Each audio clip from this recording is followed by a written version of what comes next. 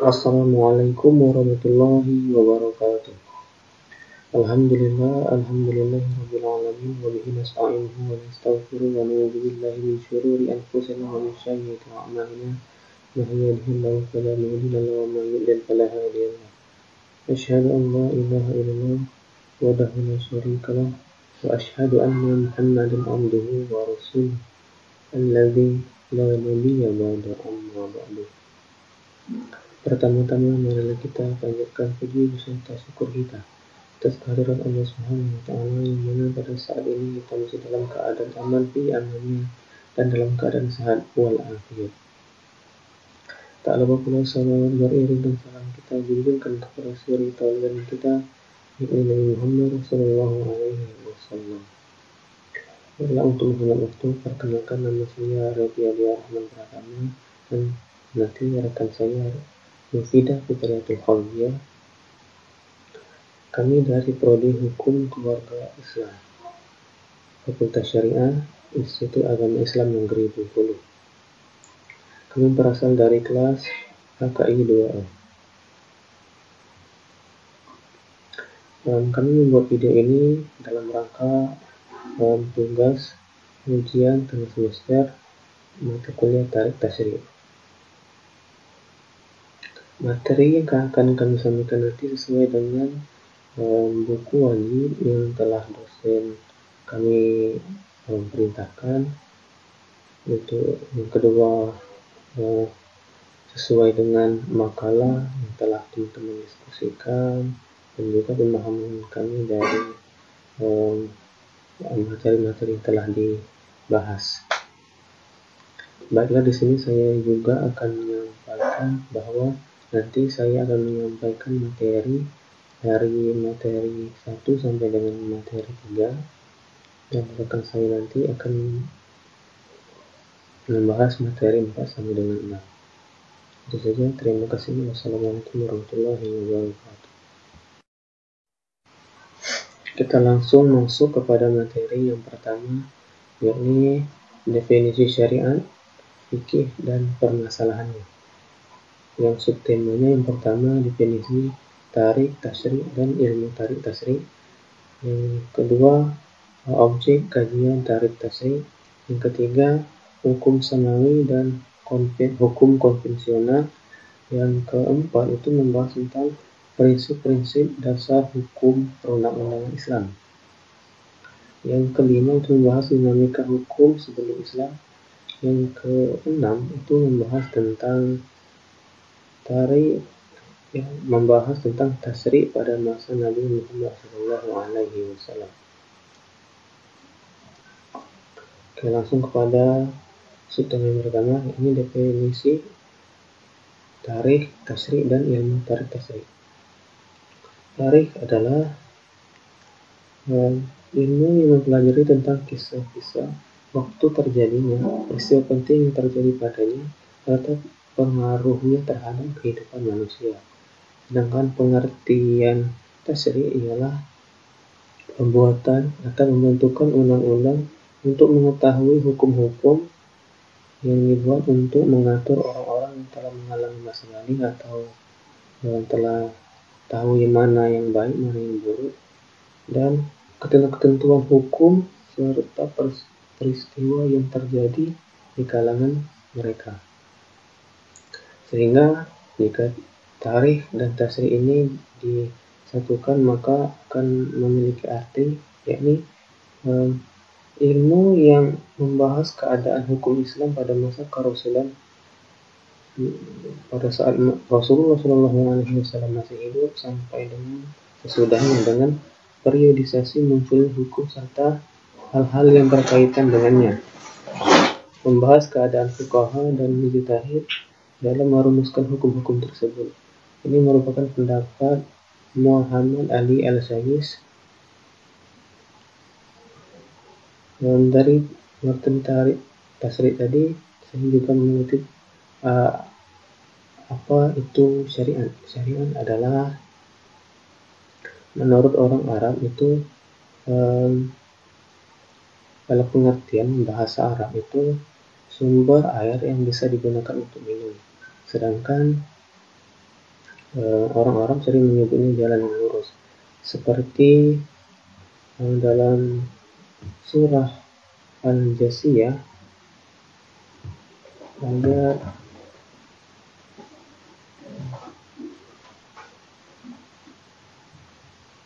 18 itu yang berbunyi summa ja'alnaka 'ala syari'atin minal amri fattabi'ha wa la tattabi' ahwa'al ladzina la ya'lamun.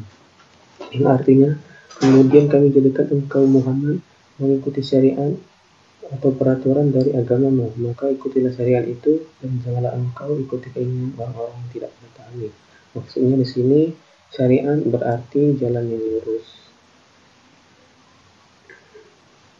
Dan juga selanjutnya pengertian fikih. Fikih adalah menurut bahasa ialah memahami dan mengerti.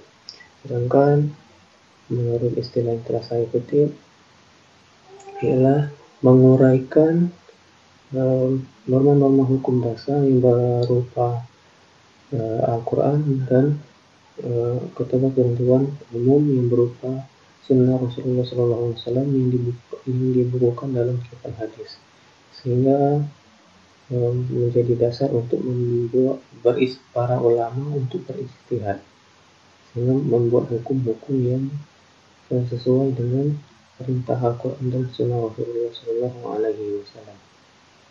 Kita masuk pada materi yang kedua, yakni objek kajian tarik tasri'. Yang pertama, al-ahkam al-i'tiqadiyah, yakni hukum-hukum teologis yang berkaitan dengan akidah Islam. Dan contoh-contohnya yakni tauhid kepada Allah Subhanahu wa taala, beriman kepada Rasul, para malaikat, jin, hari kiamat dan lain sebagainya. Untuk yang kedua, al-ahkam al-wijdaniyah, yakni hukum-hukum yang berkaitan dengan intuisi atau hati. Nah, hukum ini berkaitan dengan masalah akhlak, batin, perasaan, dan jiwa. Contohnya seperti sabar, syukur, wara', zuhud, dan masih banyak lagi. Untuk objek yang ketiga yakni al-ahkam al-amaliyah, maksudnya adalah hukum-hukum yang berkaitan dengan amal perbuatan, hukum-hukum yang berkaitan dengan perbuatan indrawi, amali, seperti sholat, zakat, puasa, haji, dan masih banyak lagi contoh-contoh hukum yang berkaitan dengan amal perbuatan. Kita masuk pada materi yang keempat, yakni materi yang ketiga ya. Materi yang ketiga, hukum samawi dan hukum konvensional. Yang pertama, hukum samawi berasal dari Allah yang dibawa oleh Rasulullah SAW. Sedangkan hukum konvensional itu ditetapkan oleh manusia.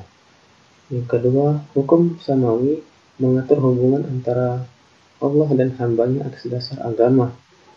Sedangkan hukum konvensional itu mengatur yang tampak saja dan berhubungan dengan orang lain. Yang ketiga, hukum samawi mencegah yang munkar, sedangkan hukum konvensional hanya mengatasi masalah kerusakan. Dan andaikan itu ada kebaikannya, itu merupakan hanya konsekuensinya saja. Untuk yang keempat, hukum konvensional terkadang melegalkan yang haram dengan alasan manfaat masyarakat atau kemaslahatan masyarakat. Sedangkan hukum samawi itu tidak seperti itu. Hukum samawi dalam artian di sini adalah hukum langit, dan hukum yang langsung dari Tuhan. Sedangkan hukum konvensional adalah hukum buatan manusia. Kita masuk pada prinsip-prinsip dasar perundang-undangan Islam. Yang pertama, memperhatikan kemaslahatan orang banyak. Yang kedua, mewujudkan keadilan sosial. Dan yang ketiga, tidak memberatkan dan sedikit beban. Dinamika hukum sebelum Islam dan hukum pada masa Nabi Muhammad Rasulullah SAW atau saat Islam sudah datang pada saat itu. Lanjut, pada masa pra-Islam itu, pada masa itu tidak memiliki aturan dan mereka dikendalikan oleh kebiasaan serta tidak ada agama yang mengikat dan undang-undang yang harus dipatuhi, hanya sedikit saja yang berjalan dengan aturan. Ciri-cirinya yang pertama, menganut paham kesukuan atau kafilah. Yang kedua, memiliki tata sosial politik yang tertutup dengan partisipasi masyarakat yang terbatas. Yang ketiga, mempunyai hierarki sosial yang kuat. Yang keempat, kedudukan perempuan cenderung direndahkan. Kita lanjut kepada pada masa Nabi Muhammad SAW, ini pada masa Islam setelah datang. Ini itu dibagi menjadi dua fase. Yang pertama fase Makkiyah dan fase Madaniyah. Fase Makkiyah itu, pada fase ini umat Islam masih dalam keadaan terisolir, masih sedikit kuantitasnya atau jumlahnya ya, dan kapasitasnya masih lemah, belum bisa membentuk komunitas umat yang mempunyai lembaga pemerintahan yang kuat. Hukum pada masa ini masih membahas tentang hukum teologis dan hukum intuisi atau hati. Nah, yang kita bahas dalam objek kajian tadi, yakni hukum al-ahkam al-i'tiqadiyah dan al-ahkam al-wijdaniyah. Lanjut kepada fase Madinah. Ini fase Madaniyah. Itu pada fase ini dimulai pada saat Rasulullah hijrah dari kota Mekah ke Madinah hingga wafatnya beliau, kira-kira 10 tahun. Pada fase ini keadaan Islam sudah kuat, kuantitasnya atau jumlahnya sudah banyak dan telah mempunyai tatanan pemerintah tersendiri, sehingga media-media dakwah berlangsung dengan aman dan damai. Hukum pada fase ini itu berkaitan dengan amal perbuatan atau al-ahkam al-amaliyah. Itu saja materi dari saya untuk materi satu yang membahas tentang pengertian syariat fikih dan permasalahan. Terima kasih. Lanjut kepada materi yang kedua, yang membahas tentang sumber hukum pada masa Nabi Muhammad SAW. Subtemanya yang pertama Al-Quran, pengertian Al-Quran. Yang kedua, penetapan hukum di Mekah. Dan subtema yang ketiga, penetapan hukum di Madinah. Dan subtema yang keempat itu hubungan antara hukum, penetapan hukum di Mekah dan penetapan hukum di Madinah. Langsung masuk kepada subtema yang pertama, yakni pengertian Al-Quran. Al-Quran adalah wahyu yang diturunkan oleh Allah Subhanahu wa Ta'ala kepada Nabi Muhammad SAW melalui perantara malaikat Jibril yang berfungsi atau yang digunakan untuk sebagai pedoman dan petunjuk umat manusia, khususnya umat Islam. Mana di dalam Al-Quran itu terdapat banyak pesan moral, kisah-kisah nabi-nabi terdahulu, dan juga banyak hukum-hukum yang terdapat di dalam Al-Quran tersebut. Nah, di sini juga saya mengutip apa sih isi-isi yang ada di dalam Al-Quran. Nah, di sini saya mencatat yang pertama yaitu berupa hikmah, bukti kerasulan, cahaya penglihatan, dan orang yang mengetahuinya secara benar-benar itu akan mengetahui keseluruhan syariat-syariatnya. Jadi orang yang mengetahui secara benar-benar itu Al-Quran, dia akan mengetahui hukum-hukum yang ada di dalam Al-Quran tersebut. Kita langsung masuk kepada tema yang kedua, ini penetapan hukum di Mekah. Pada periode ini, wahyu yang Allah turunkan memberikan petunjuk dan arahan kepada manusia kepada dua perkara. Yang pertama, mengokohkan akidah yang benar dan dalam jiwa atas dasar iman kepada Allah dan bukan kepada yang lain. Yang kedua, memperbaiki akhlak agar manusia memiliki sifat yang mulia dan menjauhi dari sifat-sifat yang tercela. Kita masuk kepada subtema yang ketiga, yakni penetapan hukum di Madinah. Ini pada masa penetapan hukum di Madinah ini menitik beratkan pada aspek hukum-hukum praktikal dan dakwah Islamiyah dan juga hukum yang berkenaan dengan hati. Meskipun ada perintah ibadah amaliyah yang diturunkan setahun sebelum hijrahnya Nabi Muhammad SAW ke kota Madinah, yakni perintah sholat. Namun selain dari perintah sholat tersebut, semua hukum atau syariat yang berkaitan dengan ibadah itu turun di kota Madinah. Kita masuk pada subtema yang keempat, ini hubungan penetapan hukum di Mekah dan di Madinah. Yang mana pada karakteristik penetapan hukum di Madinah itu, pertama, tidak menjelaskan secara rinci tentang aspek hukum, tapi fokus kepada tujuan, yakni memperbaiki umat. Yang kedua, penegakan dalil-dalil keberadaan Allah. Yang ketiga, peringatan atas azab Allah dan sifat-sifat hari kiamat. Yang keempat, itu seruan untuk berakhlak mulia. Yang kelima, berkenan dengan umat terdahulu. Nah, pada fase di Madinah itu hukum yang dibutuhkan itu digunakan untuk hubungan antar mereka dan hubungan mereka dengan umat lainnya, baik dalam keadaan damai maupun dalam keadaan perang. Syariat hukum-hukum mengatur segala keperluan mereka, baik yang berhubungan dengan pribadi maupun yang berhubungan dengan masyarakat, seperti masalah muamalah, jihad, jinayat, kewarisan, perkawinan, dan masalah-masalah lain. Ciri-ciri surah ataupun hukum yang diturunkan kota Mekah, yang pertama ialah menyuruh kepada tauhid dan memurnikan peribadatan hanya untuk Allah. Risalah atau syariat, kebangkitan setelah kematian dan pembalasan dengan ayat-ayat kauniyah, memberikan bantahan orang-orang musyrik, mendebat mereka, membantah akar-akar penyelewengan mereka dengan bukti rasional, menyebutkan perkara hari kiamat beserta kedahsyatannya. Yang udah itu membahas tentang neraka dan surga. Ciri-ciri yang kedua, yakni menetapkan prinsip-prinsip umum syariat dan norma yang menopang berdirinya masyarakat, membongkar perilaku keji kaum musyrikin seperti menumpahkan darah, memakan harta anak yatim secara zalim, mengubur anak perempuan dalam kondisi hidup, dan seluruh kebiadaban buruk mereka. Yang ketiga, ciri-cirinya menyebutkan kisah para nabi terdahulu sebagai peringatan bagi mereka. Yang keempat, ayat-ayatnya pendek disertai lafal-lafal yang kuat dan ungkapan yang singkat, hingga mampu memekakkan telinga, memukul pendengaran, dan mengguncangkan hati. Surah-surah ini biasanya terdapat pada sepertujuh terakhir Al-Quran. Ciri-ciri yang kelima adalah konteks pembicaraan yang bersifat umum atau global atau universal. Yang keenam, itu terdapat banyak sumpah dalam penetapan hukum di kota Mekah.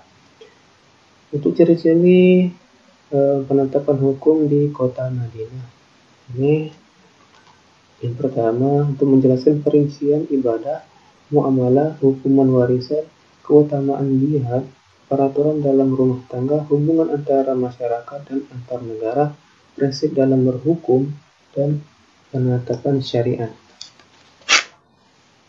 Yang kedua, menyampaikan pesan kepada ahli kitab, baik Yahudi maupun Nasrani, dan mengajak mereka untuk memeluk Islam, dan menjelaskan penyimpangan mereka dari ajaran Al-Quran, dan penolakan mereka terhadap kebenaran serta penentangan mereka terhadap ajaran yang disebutkan oleh keturhakaan mereka.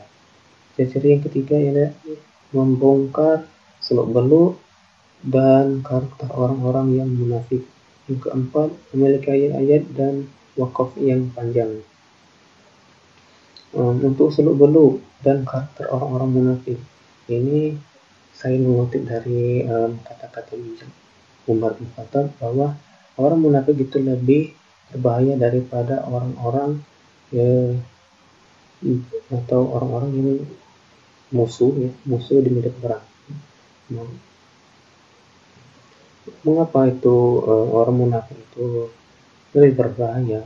Sebab kalau musuh di medan perang kita sudah tahu itu musuh kita, sedangkan orang munafik kita tidak tahu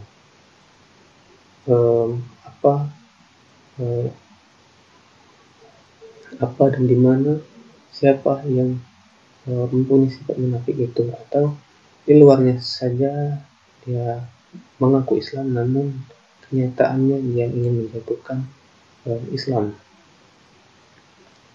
Itu saja materi kedua yang membahas tentang penetapan hukum pada masa Nabi Muhammad Rasulullah SAW. Terima kasih. Lanjut kepada materi yang ketiga, yakni gaya bahasa Al-Quran dalam memerintah dan memberi pilihan serta metode dalam menjelaskan hukum. Untuk subtemanya, yang pertama metode Al-Quran dalam meminta untuk mengerjakan perbuatan. Yang kedua, metode Al-Quran dalam meminta meninggalkan perbuatan tertentu.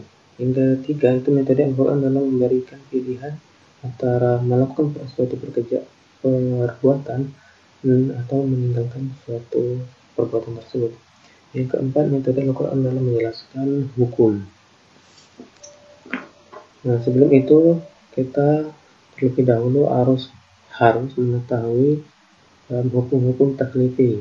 Yang pertama ialah haram, yang pertama ialah wajib, kedua haram, ketiga sunnah, yang keempat makruh, yang kelima itu mubah. Nah, hukum taklifi ini menurut dari pemahaman saya itu merupakan sebuah tuntutan dan pilihan. Yang merupakan sebuah tuntutan itu ialah sunnah dan yang merupakan tuntutan itu ialah wajib dan haram. Sedangkan yang merupakan pilihan itu ialah sunnah, makruh dan mubah. Karena di sana terdapat pilihan untuk melakukan suatu perbuatan. Kita langsung kepada subtema yang pertama, yakni metode Al-Quran dalam meminta untuk mengerjakan suatu perbuatan yang mempunyai beberapa ciri yang telah saya rangkum. Itu ada 14 ciri-ciri, namun nanti tidak akan semua saya sampaikan, hanya beberapa poin saja. Itu yang pertama, kalimat perintahnya yang jelas, itu terdapat dalam Quran surah An-Nahl ayat 90. Yang artinya, sesungguhnya Allah menyuruh kamu berlaku adil dan berbuat kebajikan, memberi bantuan kepada kerabat, dan dia melarang melakukan perbuatan keji, kemungkaran, dan permusuhan. Dia memberi pengajaran kepadamu agar kamu dapat mengambil pelajaran. Jadi dalam surah An-Nahl itu jelas Allah memerintahkan, itu jelas apa saja yang diperintahkan. Untuk ciri yang kedua itu mengabarkan amalan tertentu diwajibkan bagi seluruh hamba Allah. Itu terdapat dalam surah Al-Baqarah ayat 178. Ciri yang ketiga, mengabarkan amalan tertentu diwajibkan bagi seluruh manusia atau sebagian kelompok dari mereka saja. Yang keempat, Al-Quran mengabarkan bahwa perintah untuk beramal ditujukan kepada kelompok tertentu. Itu terdapat dalam surah Al-Baqarah ayat 241. Ini nanti bisa teman-teman cek sendiri ya. Itu yang kelima, ciri-cirinya wasiat untuk mengerjakan suatu amalan. Itu terdapat dalam surah An-Nisa ayat 11. Yang keenam, mengatur perbuatan yang diminta kepada tuntunan dari perbuatan tersebut. Itu terdapat dalam surah Al-Baqarah ayat 228. Yang selanjutnya, yang ketujuh, Allah meminta untuk mengerjakan suatu amalan dengan bentuk kata perintah atau fi'il amar atau juga fi'il mudhari yang bersambung dengan huruf lam amar. Itu terdapat dalam surah Al-Baqarah ayat 238. Yang kedelapan, Al-Quran mengungkapkan kewajiban amalan tertentu. Itu terdapat dalam surah Al-Ahzab ayat 50. Yang ke-9, Al-Quran menyebutkan amalan sebagai jawaban untuk syarat tertentu pada sebagian tempat.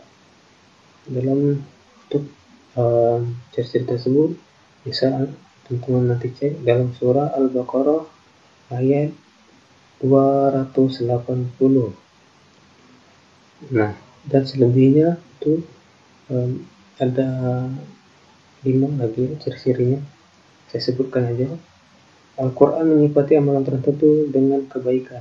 Yang ke-11, Al-Quran menyebutkan amalan tertentu dengan menjanjikan pahala atasnya. Yang ketiga, Al-Quran menerangkan bahwa amalan tertentu merupakan kebaikan atau pengantar menuju kebaikan. Ya, yang ke-13, kata kerja yang disambung dengan kata yang menunjukkan kekhususan pada sebagian tempat di dalam Al-Quran. Itu terdapat dalam surah At-Taubah ayat 13. Dan yang terakhir, yang ke-14, kecintaan Allah pada suatu perbuatan. Itu sisi yang terakhirnya. Itu bisa teman-teman cek nanti dalam surah As-Saff ayat 4. Kita masuk pada subtema yang kedua, yaitu metode Al-Quran dalam meminta untuk meninggalkan suatu perbuatan. Yang pertama, kalimat larangan yang jelas, seperti yang telah saya sampaikan tadi dalam surah An-Nahl ayat 90 itu di samping memberi perintah yang jelas, dan juga larangan juga dalam surah itu sudah jelas juga. Yang kedua, menunjukkan haraman sesuatu. Yang ketiga, menunjukkan ketidakhalalan sesuatu. Yang keempat, larangan yang berbentuk fi'il mudhari didahului oleh lam nahiyah atau huruf lam yang menunjukkan larangan, atau fi'il amar yang menunjukkan perintah untuk meninggalkan sesuatu seperti tinggalkanlah, biarkanlah, dan jauhilah. Itu terdapat dalam surah Al-Isra ayat 32 yang berbunyi wala taqrabuz zina innahu kana fahishatan wa sa'a sabila, yang artinya dan jauhilah dan janganlah kamu mendekati zina karena itu merupakan suatu perbuatan keji dan merupakan suatu jalan yang buruk. Itu dalam yang arti awal itu dan janganlah, itu merupakan larangan untuk fi'il mudhari. Yang kelima, meniadakan kebaikan pada perbuatan tertentu. Yang keenam, meniadakan terjadinya perbuatan. Yang ketujuh, menyebabkan perbuatan disertai akibat darinya yang berupa dosa. Yang ke-8 itu menyebutkan perbuatan beserta siksaannya. Yang ke-9, menyifati perbuatan dengan keburukan. Yang ke-10, meniadakan sahnya perbuatan menggunakan lafal maqal. Yang ke-11, pertanyaan yang menunjukkan mengingkari yang terdapat pada sebagian tempat di dalam Al-Quran. Terdapat dalam surah Al-Baqarah ayat 44. Yang ke-12, menyebutkan perbuatan beserta hukuman yang jenisnya telah ditentukan.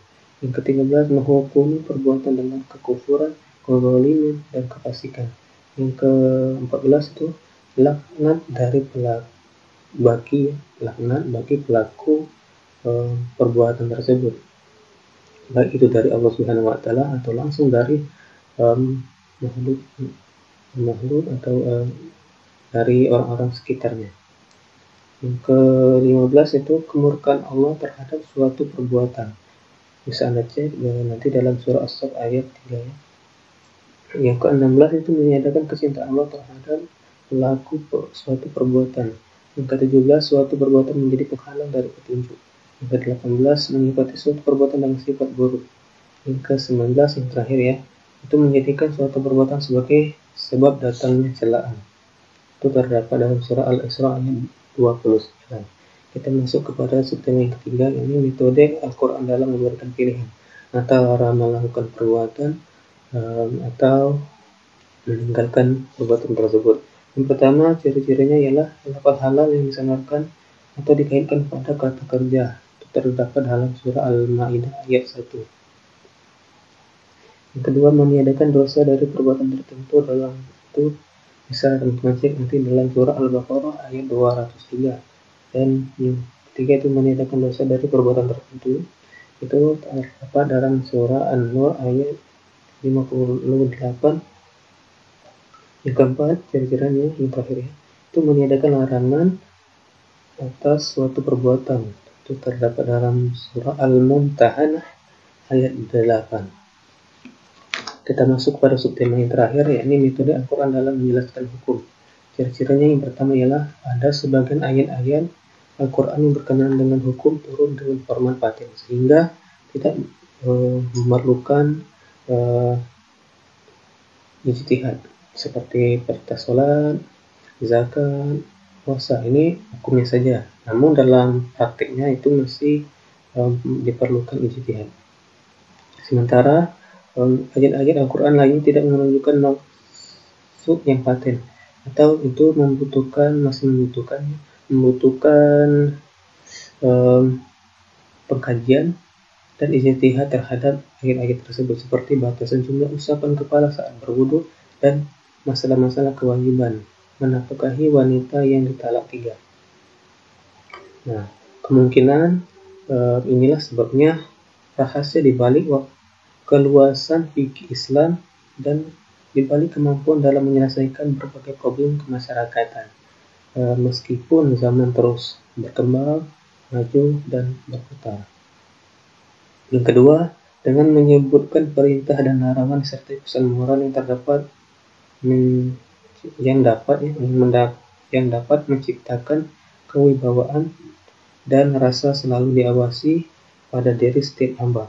Begitu juga mewujudkan kenyamanan dan rasa keberuntungan dalam tempo dekat maupun jauh. Untuk ciri yang ketiga, hukum-hukum di dalam Al-Quran itu ditulis berulang-ulang di berbagai tempat, sebagaimana dalam surah Al-Baqarah itu mencakup ayat-ayat yang membahas tentang puasa, salat, haji, perangan, dan masih banyak lagi yang lainnya. Namun pada kenyataan itu dalam surah lain itu, seperti contohnya surah Al-Hajj itu ada sebagian yang membahas tentang haji, yang sebelumnya juga dibahas dalam surah Al-Baqarah. Dan begitu juga hukum-hukum seputar perceraian, pernikahan, dan rujuk itu diulang lagi dalam surah An-Nisa dan surah At-Talaq.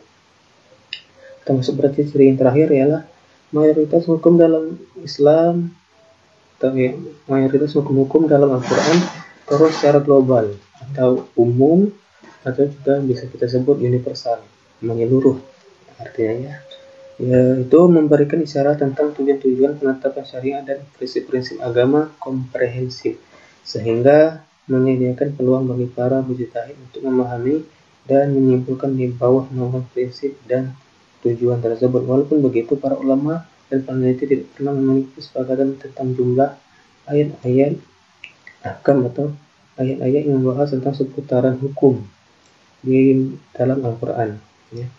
Itu disebabkan karena masih banyak perbedaan di antara ulama, dan para ulama memiliki pemahamannya masing-masing. Mungkin itu saja yang dapat saya sampaikan untuk materi ketiga. Terima kasih.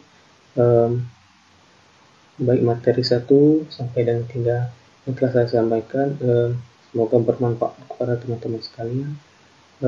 Semoga dengan saya menyampaikan ini dapat menambah wawasan teman-temanku sekalian. Terima kasih. Wassalamualaikum warahmatullahi wabarakatuh. Assalamualaikum warahmatullahi wabarakatuh. Saya Mufidah Fitriyatul Qalbiyah. Saya akan melanjutkan pemaparan materi dari rekan saya, Saudara Repiadi Rahman Pratama. Saya akan memaparkan materi 4, 5, dan 6. Baiklah, saya akan langsung memaparkan materi 4, yakni sunnah dan kedudukannya dalam menetapkan hukum. Sunnah secara bahasa berarti metode dan jalan, mencakup yang baik maupun yang buruk. Sunnah dengan makna ini telah digunakan di dalam Al-Quran dan hadis. Menurut para ahli fikih, sunnah adalah sesuatu yang telah dianjurkan oleh Nabi Muhammad SAW tanpa pengharusan. Sunnah tersebut termasuk salah satu dari 5 hukum Islam, yakni wajib, haram, mubah, makruh, dan sunnah itu sendiri. Menurut para ahli usul, sunnah adalah sesuatu yang berasal dari Nabi Muhammad SAW selain Al-Quran, baik itu perkataan, perbuatan, ataupun ketetapan. Melalui perkataan, adapun dalilnya yang berbunyi, Bismillahirrahmanirrahim. Innamal a'malu binniyat Wa innama likulli imri'in ma nawa, yang artinya sesungguhnya amal diterima dengan niat dan setiap orang akan mendapatkan sesuai yang ia niatkan. Melalui perbuatan, contohnya seperti perbuatan-perbuatan beliau yang telah dinukilkan kepada kita, seperti cara wudhunya beliau, tata cara sholatnya beliau, manasik haji beliau, dan penyelesaian masalah dengan cara hukum dan saksi, dan lain-lain. Kemudian takrir ketetapan atau ketentuan adalah persetujuan Rasulullah SAW atas apa saja yang muncul dari para sahabat yang berupa ucapan maupun perbuatan, yaitu dengan mendiamkannya dan tidak mengingkarinya, atau dengan menyetujuinya dan menampakkan penilaian baik terhadapnya. Kita masuk ke bagian kehujahan sunnah. Kaum muslimin telah sepakat bahwa apa saja yang berasal dari Rasulullah SAW, baik itu berupa perkataan, perbuatan, ataupun persetujuan dalam urusan syariat atau urusan kepemimpinan dan kehakiman, dan ia dinukil kepada kita dengan jalur periwayatan yang sahih, maka ia menjadi hujah bagi kaum muslimin dan menjadi sumber syariat. Banyak perkara yang menunjukkan kehujahan sunnah, diantaranya adalah 1. Nas-nas dalam Al-Quran. Allah Subhanahu wa Ta'ala telah memerintahkan untuk mengikuti Rasulnya dan menaatinya. Allah Subhanahu wa Ta'ala berfirman, "Wa ma atakumur rasulu fakhudhuhu wa ma nahakum anhu fantahu." Yang artinya, apa yang diberikan Rasul kepadamu, maka terimalah, dan apa yang dilarangnya bagimu, maka tinggalkanlah. Quran Surat Al-Hasyr ayat 7. Kemudian Allah berfirman dalam Quran Surat An-Nisa ayat 59 yang artinya, "Hai orang-orang yang beriman, taatilah Allah dan taatilah Rasulnya dan ulil amri di antara kamu." Allah juga mewajibkan menaatinya karena hal tersebut termasuk bentuk ketaatan kita kepada Allah. Allah Subhanahu wa Ta'ala berfirman, "May yuti'ir rasula faqad ata'allah." Artinya, barang siapa yang menaati Rasulnya, sesungguhnya ia telah menaati Allah. Quran Surat An-Nisa ayat 80. Yang kedua, amal para sahabat.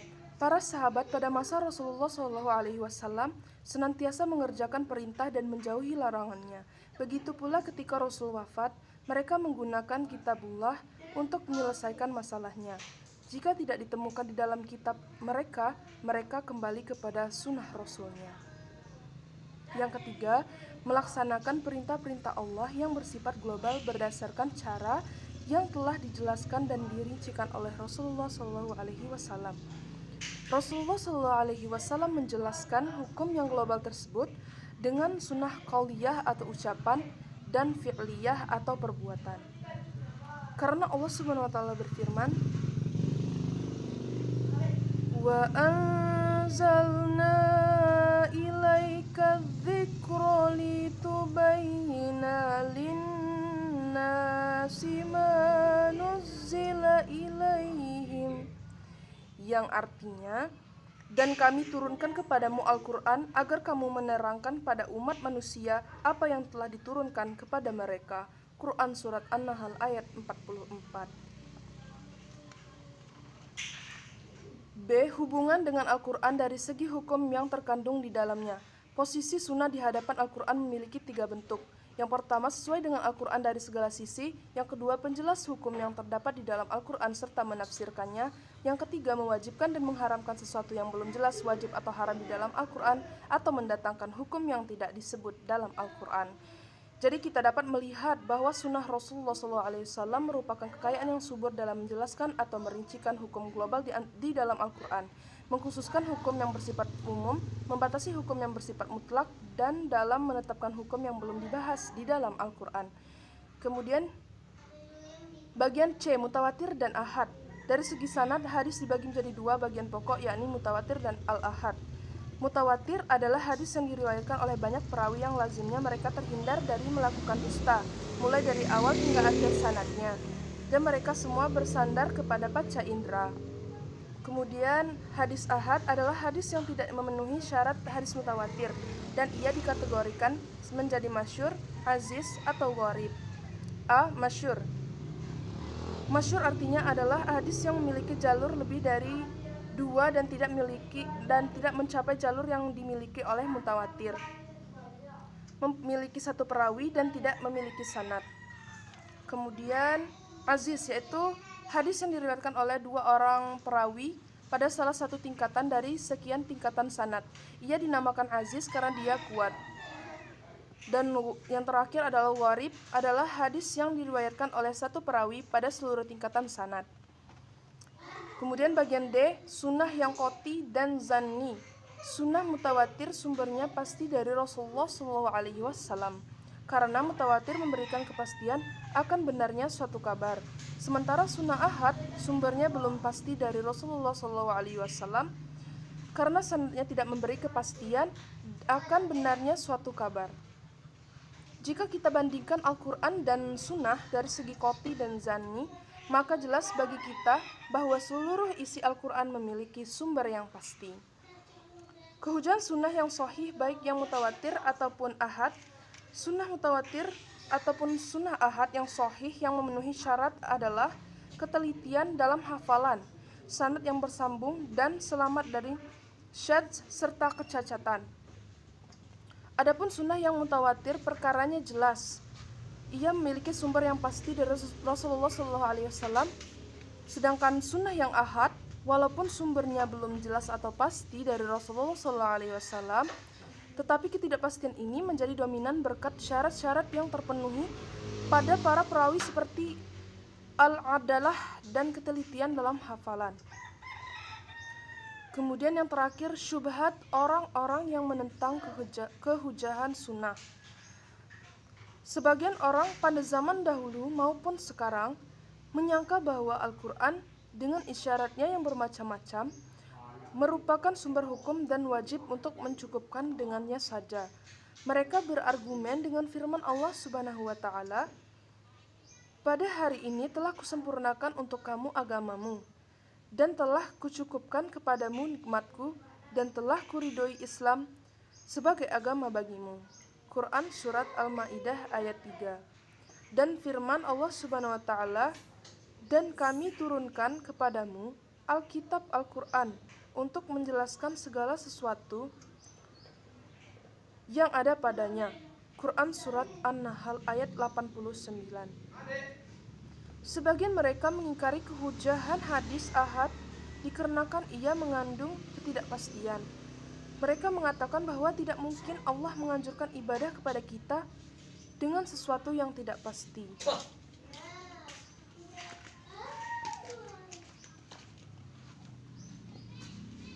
Pada hadis al-mutawatir tadi terbagi menjadi 2, yakni mutawatir labzi dan mutawatir maknawi.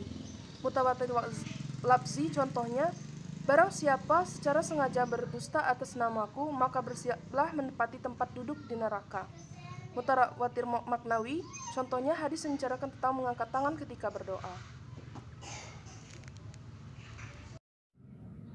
Baiklah, saya akan melanjutkan pemaparan materi yang kelima, yakni perhatian ulama terhadap takrij hadis, mengetahui letaknya dan mempermudah dalam mengungkapkan statusnya.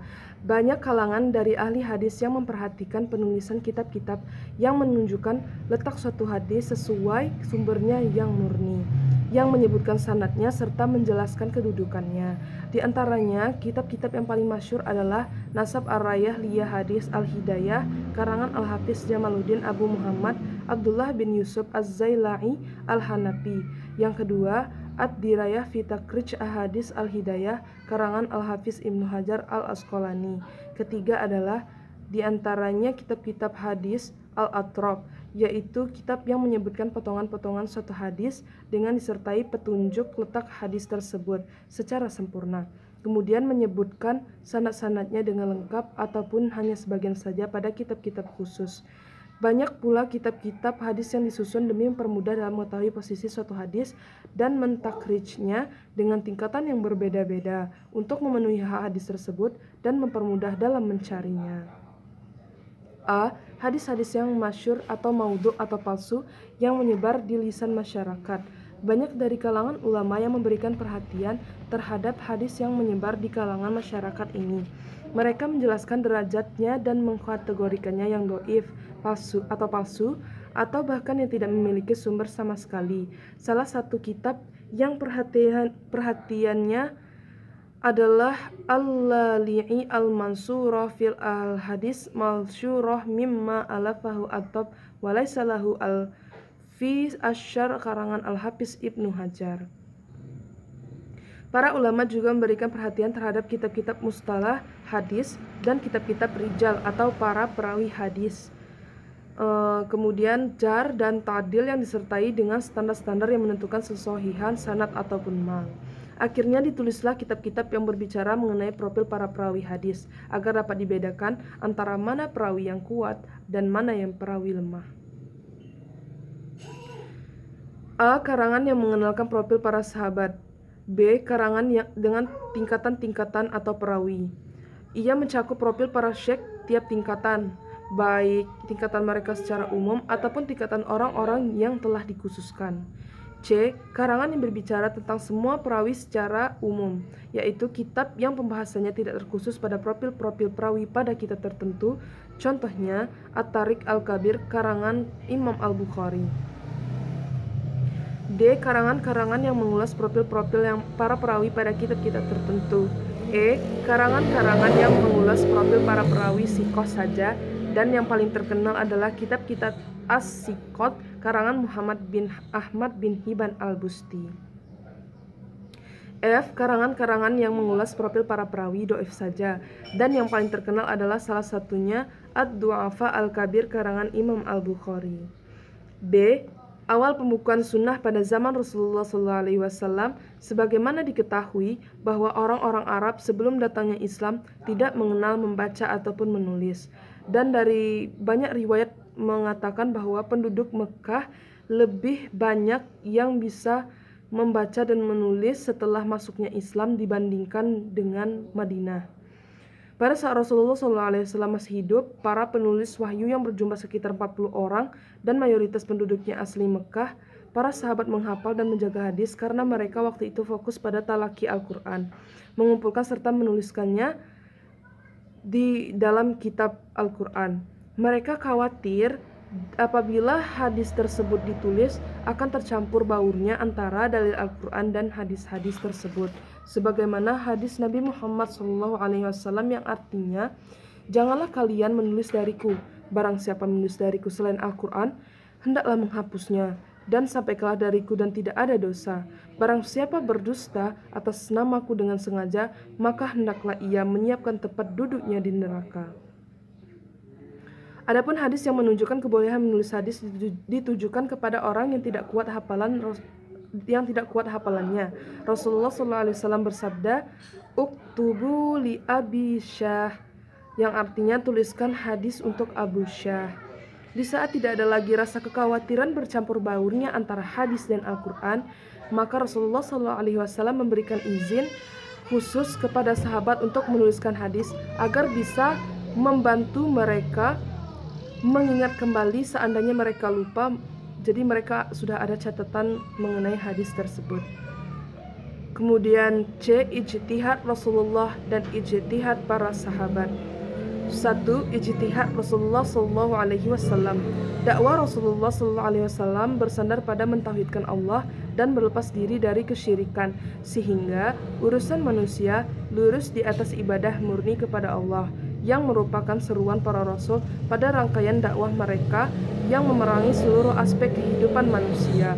Allah Subhanahu wa Ta'ala berfirman, yang artinya sesungguhnya telah pada ada diri Rasulullah itu suri tauladan yang baik bagimu, yaitu bagi orang yang menghadap rahmat Allah dan kedatangan hari kiamat, dan dia banyak menyebut nama Allah.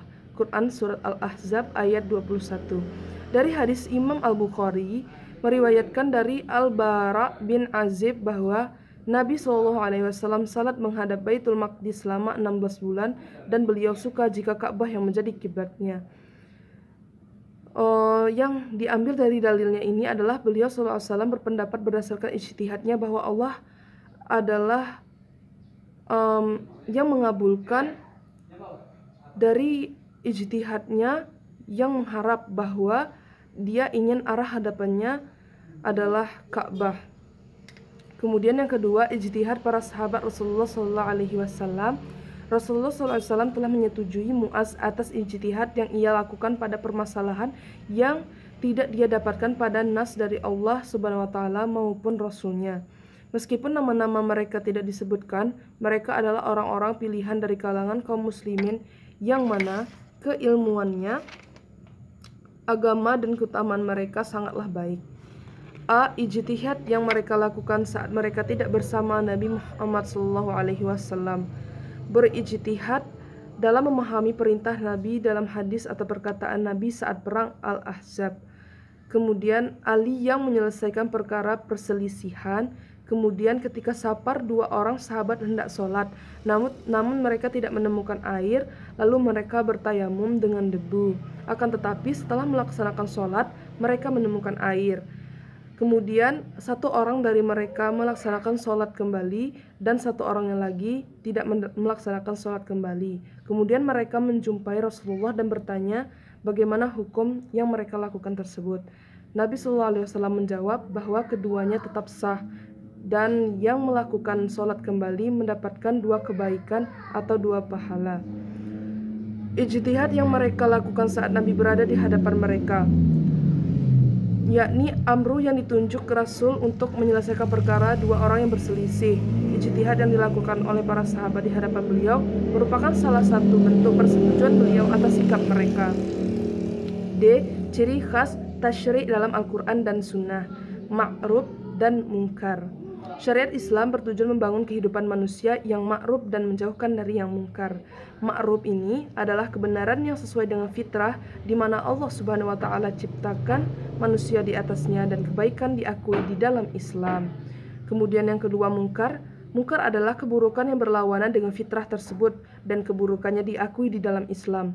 Syariat Islam juga memuat prinsip-prinsip hidup yang sempurna bagi manusia, disertai upaya untuk meningkatkan akhlak mulia dan kualitas hidup, memunculkan semangat dalam kebaikan, memberikan dukungan untuk mewujudkan perkembangan dan peningkatan, dan menjadikan mereka cinta kepada perbuatan yang baik dan segala macam bentuknya.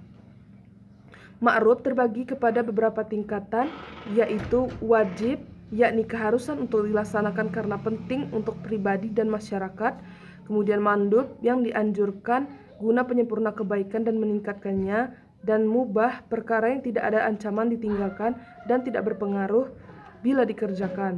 Kemudian mungkar juga terbagi menjadi 2, yaitu haram dan makruh. Haram adalah perkara yang harus ditinggalkan karena menimbulkan kerugian, sedangkan makruh adalah mengganggu jalan kebaikan dan menghalangi peningkatan takwa. 2. Syariat memiliki cakupan yang luas, mencakup urusan ibadah, rumah tangga, hukum, peperangan, perdamaian, dan hubungan-hubungan dengan bangsa asing. 3. Syariat bersifat menyeluruh dan tidak dapat dipisah-pisah. 4. Nas-nas dalam syariat Islam mencakupi kebutuhan manusia yang ada dan bersifat qati dan muhtamal. Qati adalah hukum yang jelas dan pasti. Muhtamal adalah ijtihad memiliki makna yang banyak dalam satu perintah. Baiklah, saya akan melanjutkan penyajian materi yang ke-6, yakni ciri khas penetapan hukum dalam Al-Quran dan Sunnah. A. Urusan ibadah. 1. Nas-nas yang terdapat di dalam Al-Quran dan Sunnah menunjukkan bahwa penetapan syariat sholat adalah pada awal diutusnya Nabi Muhammad SAW sebagai seorang Rasul, sebagaimana tersirat dalam Quran surat Al-Muzammil ayat 1-6 yang berbunyi, A'udzu billahi minasy syaithanir rajim.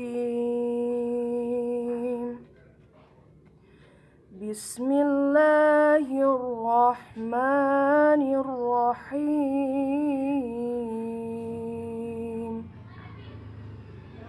Ya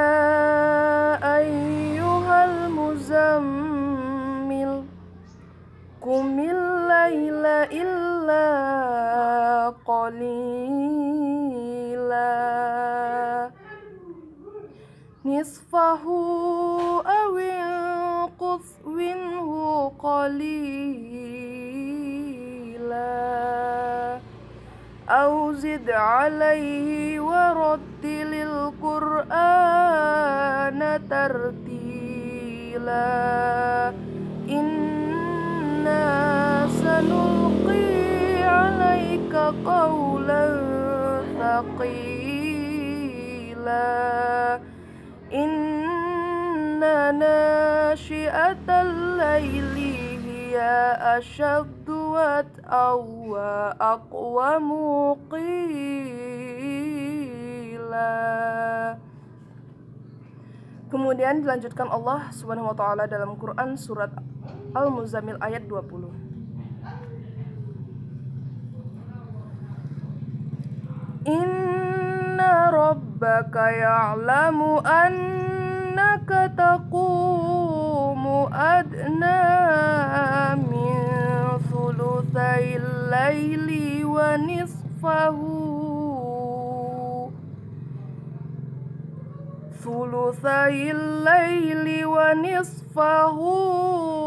wa thuluthahu wa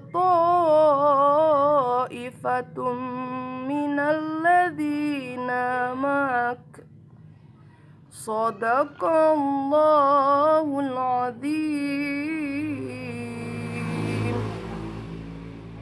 Maka dari itu, para ulama sepakat bahwa hukum salat 1 malam penuh pada awal mulanya adalah wajib, kemudian turun keringanan selama 16 bulan. Ibnu Jarir dan Ibnu Abi Hatim meriwayatkan bahwa kewajiban salat malam hanya dikhususkan untuk Rasulullah SAW. Beliau menjalani kewajiban tersebut selama 10 tahun dengan melaksanakan Qiyamul Lail, sesuai yang Allah perintahkan kepada dirinya. Kemudian Allah beri keringanan yang menghapus kewajiban tersebut dan menggantikannya dengan diturunkannya kewajiban sholat 5 waktu pada peristiwa Isra Mi'raj. Awal kewajibannya adalah 50 waktu, tetapi kemudian diringankan menjadi hanya 5 waktu. 2. Adapun waktu pelaksanaan sholat 5 waktu telah disebutkan secara global di firman Allah Subhanahu wa taala, maka bertasbihlah kepada Allah di waktu kamu berada di petang hari dan waktu kamu berada di waktu subuh, dan baginya lah segala puji di langit di bumi pada petang hari dan pada waktu zuhur. Quran surat Ar-Rum ayat 17-18. 3. Dasar penetapan syariat bersuci adalah di Mekah. 4. Salat Jumat diwajibkan sebelum hijrah. 5. Penetapan khutbah adalah pada tahun pertama setelah hijrah sebagaimana yang disebutkan oleh Ibnu Ishaq. Dan 6. Azan disyariatkan pada tahun pertama setelah hijrah. 7. 2 salat Idul Fitri dua salat Id disyariatkan pada tahun kedua setelah hijrah. 8. Pada tahun kedua setelah hijrah terjadi pengalihan kiblat dari Baitul Maqdis menuju Ka'bah. Kemudian ke-9, permulaan awal puasa terjadi setelah hijrah. 10. Zakat fitri atas jiwa diwajibkan pada tahun kedua Hijriah sebelum diwajibkannya zakat harta. 11. Tayamum disyariatkan pada tahun keempat Hijriah. Kemudian 12. Umrah perkaranya seperti haji. 13. Kewajiban menutup aurat ditetapkan pada tahun ke-9 Hijriah. 14. Syarat salat kusuf disyariatkan pada tahun ke-10 Hijriah. B. Urusan muamalah.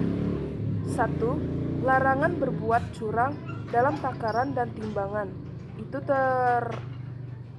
diatur dalam Quran surat Al-Mutaffifin ayat 1. Kemudian yang kedua, pada tahun keempat setelah hijrah disyariatkan lagi pemimpin yang adil untuk membagi tanah yang tidak bertuan kepada sebagian rakyat, serta membagi barang tambang dan air selama terdapat kemaslahatan padanya. 3. Syariat wakaf ditetapkan pada tahun ke-7 Hijriah setelah Rasulullah SAW selesai membagi harta rampasan perang Khaybar. Yang keempat, Musaqah Muzaro'ah disyariatkan pada tahun ke-7 ketika Rasulullah SAW membuat kesepakatan kerja dengan orang Yahudi Khaybar. 5. Haramnya menjual khamar, bangkai, babi, dan patung ditetapkan pada tahun ke-8 Hijriah setelah kota Mekah ditaklukkan. 6. Hukum-hukum seputar akad dan muamalah disyariatkan tahun ke-10 Hijriah.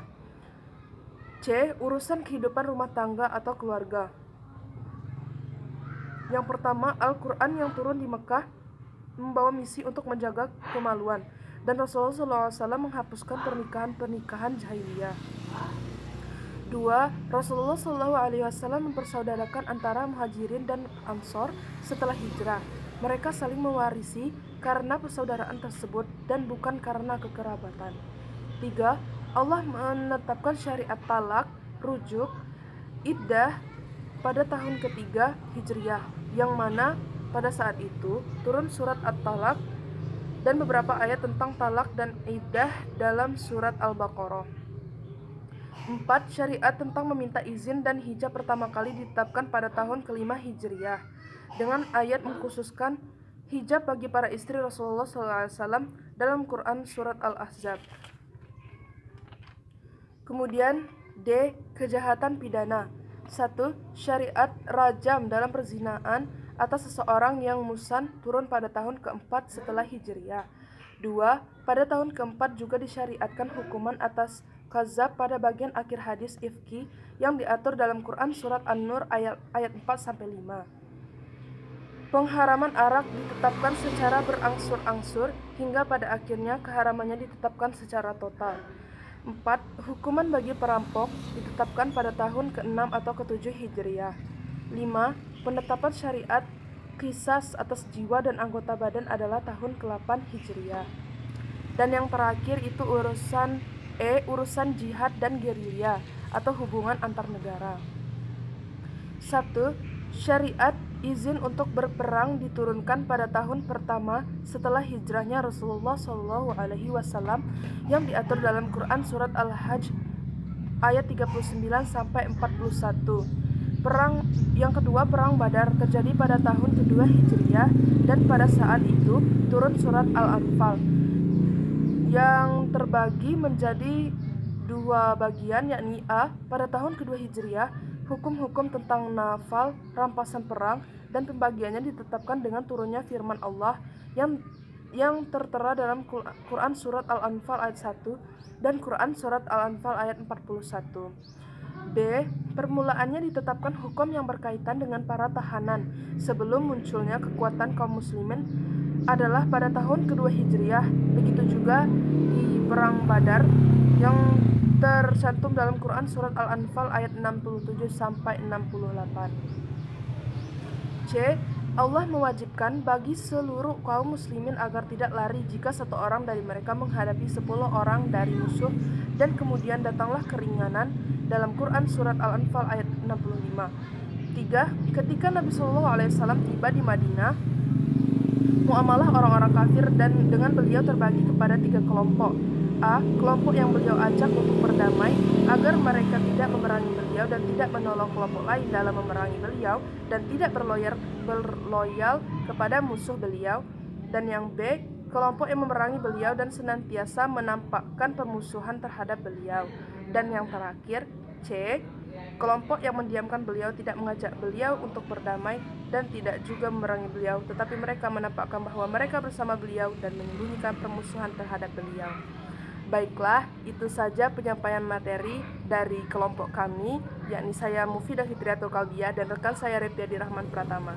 Sekian, wassalamualaikum warahmatullahi wabarakatuh.